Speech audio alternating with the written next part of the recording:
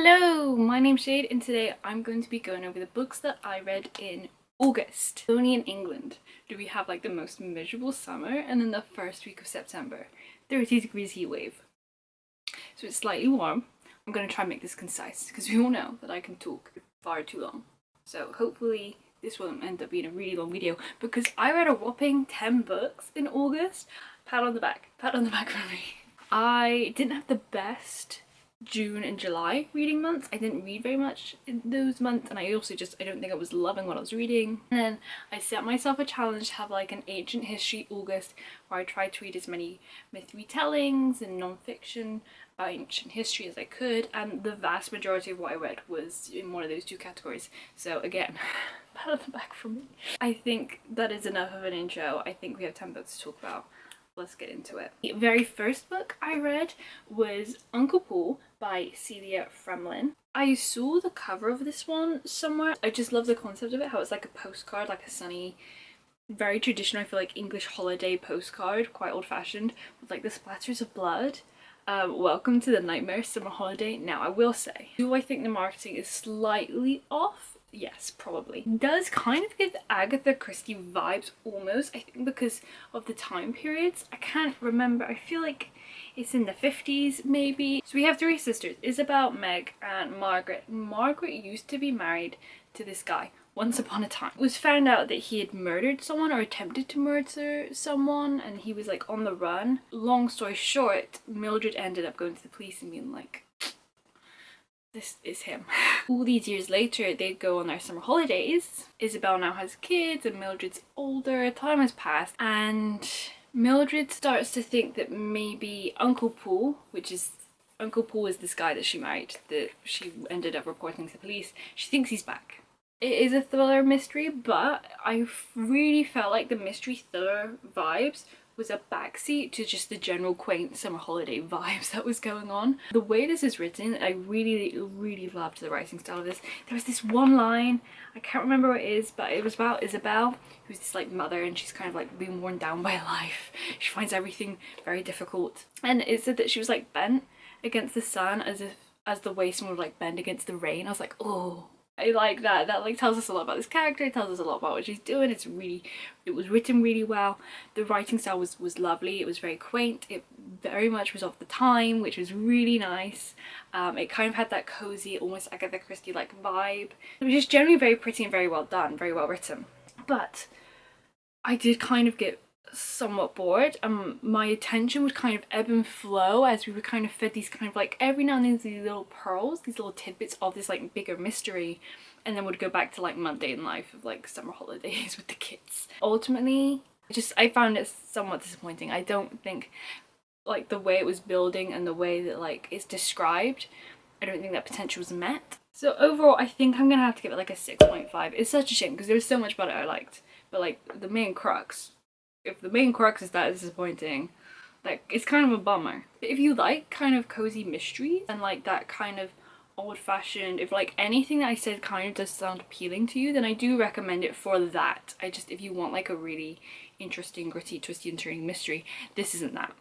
And then next up is a non-fiction. I read a couple non-fictions this month, and that is Twilight Cities by Catherine Pangonis. I bought this one in London. I have like little vlogs of my trip to London and all the books I bought them. I'll link them below if you're curious. I went to Hatchards and this was kind of, I'm pretty sure it was the day it came out we went, and so this was like on promotion. They had signed copies and my dad very kindly bought me a signed copy because non-fiction books are expensive. Recently the prices for books in general have just shot up. Like I buy a lot of books, so I kind of know the go-to prices in bookstores. I remember going the other week and looking at them and being like, what happened? When did this happen? It's a gorgeous cover and they had like a big stand outside in the window and it like immediately caught my eye because of how gorgeous the cover is. Lost Capitals of the Mediterranean. And so it's about 5 different cities, Tyre, Carthage, Syracuse, Ravenna and Antioch. And these were all very famous, very big booming cities in their heyday, but we don't think about them as often. They were kind of like not necessarily on par with like Rome and Athens, but they were big thriving cities kind of, they're not really around anymore, or they kind of lost their former glory, I suppose. And so it's basically the story of these 5 cities. Ever so slightly dry. We are talking about non-fiction about cities. I listened to the audiobook and it was narrated by the author herself. I did start tabbing things and underlining things, and that definitely helped. I did it with Tyre, and then I did it with half of Carthage, and then I completely missed out Syracuse and Ravenna. Yeah, I missed out Ravenna, but then I did it with Antioch because I noticed what was happening. I feel like that's the biggest takeaway, is like not a ton of the knowledge has stuck with me, which is frustrating because it was all very interesting, but it did feel quite dense because we are talking about cities. Entire, she related it back to modern day the most, and I really liked that aspect. I wish she did that more. I did it quite a lot with Antioch as well, actually. I definitely feel like I would like to reread this just to try and retain more of that knowledge, maybe write down some notes, because it is interesting, but it is a little dry, and they go through very similar cycles, like with Christianity and then the Byzantine Empire. And I think that's something else I would say about it, is you do, I think, need a slight degree of historical knowledge going into this. Like the Byzantine Empire, I had no idea what it is. I had to Google it to kind of try and make sense about what she was talking about. It's not necessarily very beginner, unless you're like happy to do a lot of Googling, in which case have at it. I think it's very unique in this premise. I really like the concept. So I think I'm gonna give it like somewhere around a 7 out of 10. I like the concept. I think it was written relatively well. A little dense, not necessarily very beginner friendly, but it is interesting. Yeah, I definitely think I'm going to at least skim through this again in the future. And then next is another non-fiction, kind of in audio form. This isn't technically a book, but it also kind of is. They frame it as like a course, but it very much feels like you're listening to an audio non-fiction book. And that is Roman History 101 by Christopher M. Bellito. I read the Greece equivalent to this earlier this year, and I really enjoyed that one. I learned a lot of Greek history, because I feel like when it comes to ancient knowledge, I know random bits about like the society and the norms, and then I know quite a lot about the mythology, but like the actual history, the historical events, less so. And that really taught me a lot about the history, so I thought I'd give the Roman one a go. I was reading a lot of, you'll see, Roman non-fiction this month because I was going on a trip to Rome at the end of the month. I enjoyed it, maybe not as much as the first experience. It was more about general context and ideas I found with this one, and I can't remember if the Greece one was the same, if maybe I didn't know as much about it then, but like I said, from reading like myth retellings, there's like little bits you can pick up about like society and the way things are. I don't know if it's because it was so similar to the Greek society, they had a lot of overlap, but I felt like I knew quite a lot of that. I was really here for like the facts, the one thing after another, which, I mean, Christopher says in the beginning that like that's not the kind of historian he is. He likes to kind of go across time and get into people's heads, because that's what it's really about. Because of that, I felt like I knew a good amount of what he was saying already. And also, where I had read A Fatal Thing Happened on the Way to the Forum by Emma Southern the month before, I'll link the video where I discuss that one below if you're curious about it. If you like true crime but in ancient Rome, basically, it's very, very good. I highly recommend it. Again, I had picked up more through that than I had realised. Like, although it's not about Roman society, well, it is about Roman society because it's about the way they think about murder. I talk about this in that video. I had picked up quite a lot, so I didn't learn as much from this one, and because of that I found it a little more boring than I did with the Greek one. I still learned some things. I'm still glad to have listened to it. It just wasn't as great of an experience as I found the first time. If you don't know anything about Roman history, it's a very solid starting point, I would say. It's very manageable. Christopher is very easy to listen to. He's quite I want to say colloquial, but not in a bad way. It just makes sense. It's easy to listen to. There's a word and I can't think of it. I'd give this one a 7 out of 10 as well. And then next up we have a children's book, and that is Gaia by Imogen and Isabel Greenberg. Isabel Greenberg is a graphic novelist. I really, really love her graphic novels. The 100 Nights of Here is actually one of my favourite graphic novels. Earlier this year I read Athena, which is kind of another book within this series, I suppose. And so I'd had Gaia sit on my shelf and I hadn't gotten around to it yet, and I was like, why not throw it into the Ancient History August readathon thing I'm doing? And so I did. I enjoyed this more than I enjoyed Athena. Athena, I questioned a couple of things about how like we adapt myths for children. I know slightly more about Athena than I know about Gaia, so I don't know if it's just I didn't know as much or if it just didn't bother me as much in this one. I don't know. I enjoyed this one a little bit more. There was like an element of humour in here that was really cute. The writing style, as ever, was gorgeous. I mean, really, that's the main reason why I read these, for the art. And look at that. It was cute. It was a cute experience. I don't have too much to say about it. I'm not going to rate it because I don't even know how I would rate this, but if you like her art, if you're interested in this, it's a cute one.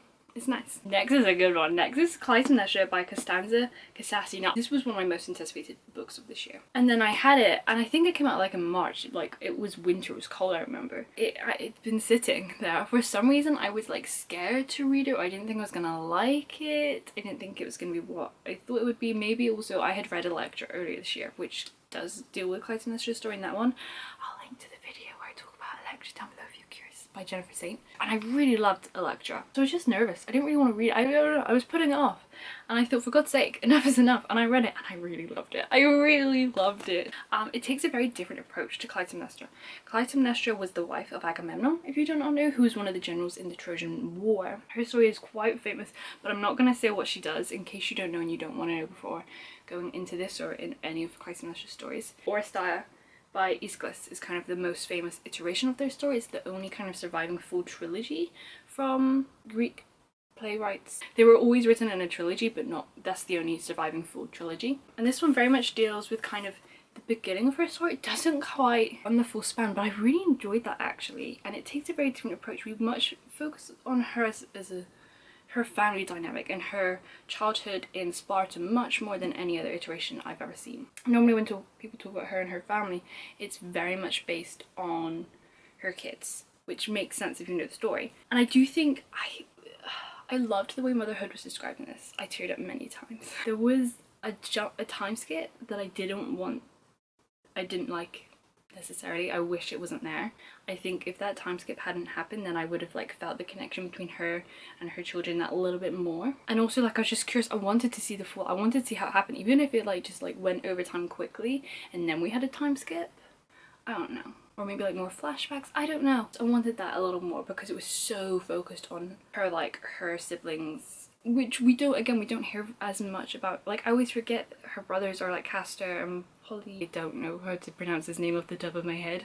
But they have their own story and they have their own thing going on. And like the beginning of this, like I had no idea about any of that. Apparently it's just like mentioned once. I want to say in like the Iliad or the Odyssey or something. Really love the way Costanza, like the interpretation she took. I watched an interview with her and I loved the reason why she did all of these things, and the writing style was so beautiful. I loved the writing so much. It was gorgeous and it was so well done, it was so well crafted. I cannot wait to see what she puts out next. I just adored it. I really enjoyed it and it was emotional and I loved the interpretation it took. I'm gonna give it a 9 out of 10 for now, but I might end up bumping it up. And then next up is another audiobook that I listened to, and that is Athena's Child by Hannah Lynn. I think all of Hannah Lynn's books, all 3 of the Grecian Women trilogy at least, are on Script, if you have Script. And this one's like 4 or 5 hours, which is mainly why I listened to it. We follow Medusa and Perseus as well. We see from both of their perspectives. I've read a couple Medusa retellings, Stone Blind by Natalie Haynes, and this one, Hear the World Entire by Anwin Kaya Hayard. I will link to the videos where I talk about both Stone Blind and this one below if you want to hear more about them. So it was really interesting to see another interpretation. The more I kind of read different interpretations of these myths, because at first I'm like, oh well, I've read it before, I don't need to read again. But it's really interesting to see the different interpretations and the different things different writers pull out and the different ways they frame it. Like Perseus, I feel like is very different in each of these 3 adaptations. And actually Perseus was my favourite part of this book. I found the Medusa sections quite boring. I was enjoying it in the beginning, but then as it went on I was kind of like, it was losing me a little bit. And then I kind of predicted that Perseus would come in. I predicted he would come in. There's like a part 1 and a part 2, but part 1 is like maybe a third of the way through, and then part 2 is really long. I feel like there's only 2 parts, there might be a part 3, and in my mind it made perfect sense for like part 1 to be Medusa's backstory, and then part 2 to be Perseus' backstory, and then part 3 to be like where the worlds collide. But that wasn't how it worked at all. It felt really, I just wish there was no parts. I just wish it was, I don't understand why that was there. It made no sense to me. And also I think like that would have had a nicer balance because both of them were very important to the story. And normally I don't like Perseus. The way Haynes talks about him, Natalie Haynes, I always find so funny because she just harps on about how pathetic he is. But this one, again, it was different from both of those, and I actually really enjoyed his sections. I found them really interesting. Graiai that we see, or is it the Morai? I get them confused. Graiai, it's the Graiai. That section was the best. That was the best part of the whole book for me. I will say, It was narrated by Helen Keeley and it was a very dramatic kind of reading, and so maybe the reason why I felt some ways about the Medusa section versus the Perseus section was the way they were narrated. I might have felt differently if I had read it and I could interpret it in my own way. I'm gonna give it, I've been given a lot of 7s in this video, but it really feels like a solid 7. Like, I liked it, I didn't love it, it wasn't the best, but I had a good time. I'd say the good outweighs the bad. Yeah. Maybe a 6.5 out of push, just because I don't know how memorable it's going to be. The first apparently to a Grecian trilogy that I definitely want to read. I feel like the second one is another Clytemnestra. But I love Clytemnestra, so that's great. And then the third one is like an Amazonian, like an Amazon woman, which I haven't found very many retellings about Amazon women, and I so want to learn more about them. So I'm definitely going to read those two. And then pretty similarly to Clytemnestra, we have 1,000 Ships by Natalie Haynes, which is another one that I had bought and had been putting off for some reason. So I have read, I want to say the majority of the books Natalie Haynes has put out. The Origin of Jocasta, Stone Blind, Pandora's Jar, and now 1,000 Ships. This is the one that everyone loves from Natalie Haynes. It's the Trojan War, but retold from multiple points of view of all the different women involved. We come back to some quite a lot, like the Trojan women themselves, we come back to quite a lot, the most, and then we kind of veer off to like little side stories. I really like this concept. I think it was done very well. Something weird happened with the writing style, whereas when I was reading it in the beginning, I don't know again if it's because I was trying to cram a lot of books in, I was struggling with it a little bit. I was reading it quite slowly, and so I ended up veering to the audiobook, which is also narrated by Natalie Haynes, and I found it much easier to obviously listen to. I mean, I could listen to her forever anyway. I will say the way, again, I was interpreting it, the tone in my mind was very sullen, and then like hearing her narrate it gave it a slightly different tone. I think I enjoyed mine a little bit more, but like I said, I was struggling with the writing style for some reason, which is weird because Stone Blind, didn't listen to an audiobook for that one. I have for her other 2 books I've read, but I read Stone Blind like with my eyes, and I really enjoyed it, so I don't know what happened there. That was weird. I was nervous about this one because of the hype, and I didn't like it as much as I like Stone Blind, and probably even the Children of Jocasta. I liked both of those better than this one. I didn't dislike this by any means. I think it was very clever. I think it was very well done. It just didn't affect me personally. I don't know. I don't know why. I really want to like it. There are lots of elements in here that I like. I think it was well constructed. I really enjoyed hearing all of the different stories and the way they're woven together. I think it's a brilliant idea. So if you've heard nothing but hype for this one and you're not sure if you're gonna like her other 2, then I am proof that you should maybe check out her other 2 if they sound interesting to you. I'm gonna give it an 8 out of 10. Back to my Roman non-fiction kick, we have A Very Short Introduction to the Roman Empire by Christopher Kelly. Similarly to Twilight Cities, I didn't absorb the information of this one as well as I wanted to. It kind of, again, my interest ebbed and flowed. It is interesting, and it does have some really important, not important, but again, if you're just wanting to get into the subject, it reminds me of Roman History 101 in a lot of ways. We talk more about context rather than events, but we do talk more about events in this one, I think, like as examples, as like case studies, which I really enjoyed. I really enjoyed the way it's formatted. I would happily reread it. I think there was definitely some interesting bits of information in here that I really enjoyed. Yeah, I don't have too much to say about it other than that, I think. Oh my god, I give this one a 7 out of 10 too. Like, it's just fine. It's good, it's alright, it's fine. That's all I have to say about it. And then next up we have a play. We have Antigone, adapted by Holly McNish. I've read Nobody Told Me by her before, which is like part kind of memoir, I suppose, part poetry collection about when she became pregnant and through her pregnancy and through the first years of her child's life. It was kind of about that experience, and I really enjoyed that.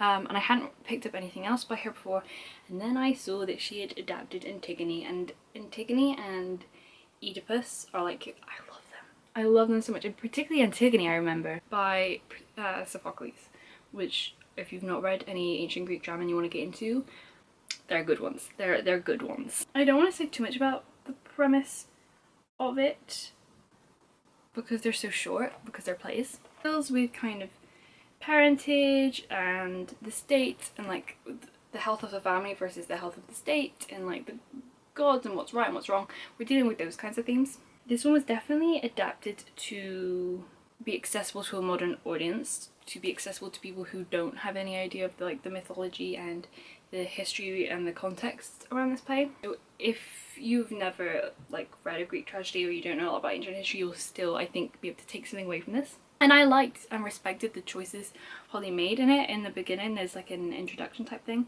forward by the author where she talks about those decisions, and that was probably one of the most interesting parts of it to me, if I'm honest. I think it would have been better to like see it. I think it's one of those plays that like reading on the page doesn't do it justice. Like sometimes you can read it and still be very entertained, and sometimes it's like, yeah, this is okay, but I imagine it would be so much better. I imagine it would be much more visceral. While I liked the changes, like the way she adapted it, I find it hard to beat the original.